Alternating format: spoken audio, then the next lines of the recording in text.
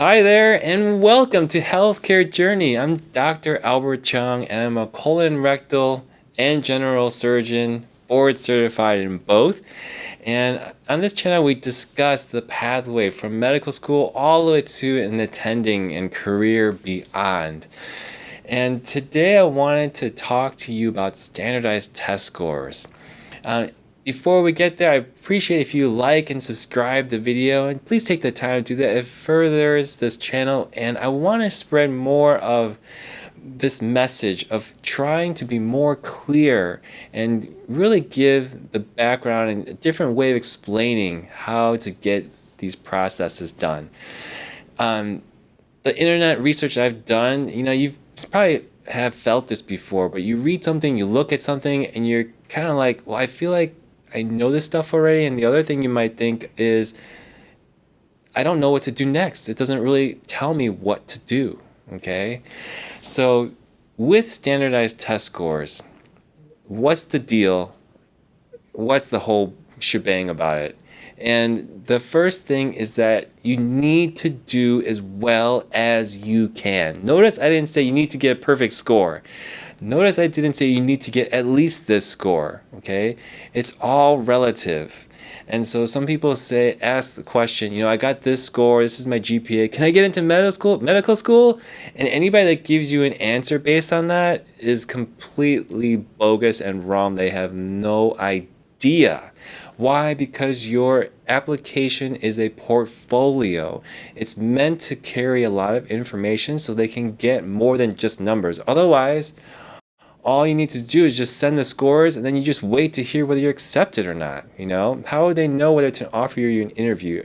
Then standardized test scores are just that. It's supposed to be objective, but it's not. I mean, we can get into that debate later, but that data says nothing about you. Why are standardized test scores important? The reason why they're important is because the medical schools need to know if you can pass your board exams, okay? These standardized test scores are designed and researched so that if you get to the point where you're on your step 1 exams, you get to the point where you're on your board exams for your specialty, the better, if you pass your tests, okay, these standardized tests, you are more likely to pass those board exams in the future, because guess what? Those are multiple choice tests too, okay? And it's a significant investment in money, okay, private and also federally funded, that if you do not pass your board exams, or if you do very, very poorly, it's a indicator that you may not pass. You may not become a fully fledged licensed physician, and that is not good, because the amount of money and time that the government and where the funds are coming from, depending on your institution, will be complete loss. Okay, and it's not good for you going through all that training and not being able to practice fully licensed.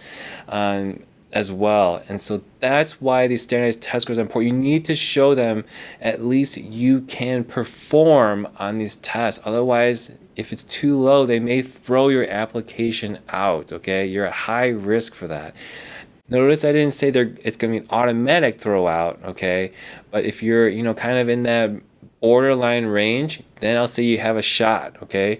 If your test is way too low, test scores are way too low, like well below the mean, you need to wait and take that test again, the MCAT test again, okay?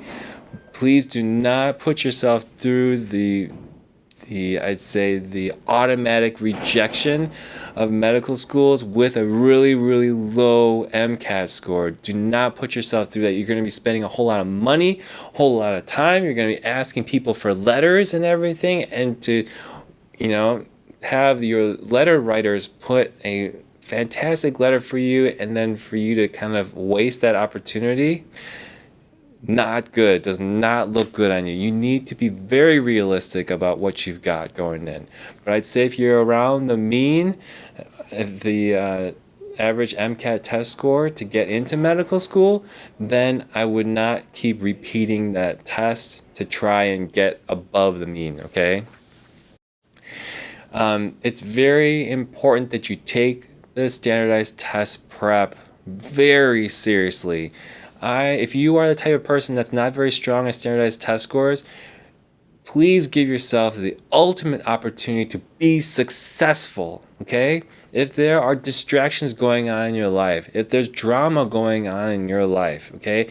If you're trying to work at the same time, clear that stuff out as best you can. Do nothing but study for this exam and take breaks when you need to. But you need to do this for yourself and find that opportunity when it's the right time to do so, okay? Because if you're the type of person that gets distracted and you feel like you didn't put in your best, then don't do it, okay? Do not put yourself through that. There are many people or many stories I've heard and many people that I've know that are, I want to say serial monogamous, but it's not like that. People that keep trying every year to try and study and study and study. But the thing is that they haven't set themselves up for success. They have not given themselves the environment which they know they need to succeed. If there are people that are getting in the way, maybe it's a family member that needs your attention and it's overbearing, you feel that this is a problem, you need to have that conversation and be open with them. Really, I'm so serious. You don't want to be in that point where you study for 3 months and you regret it because the score that you got, you could have done better if there was something that could have been fixed or taken out of your life, okay?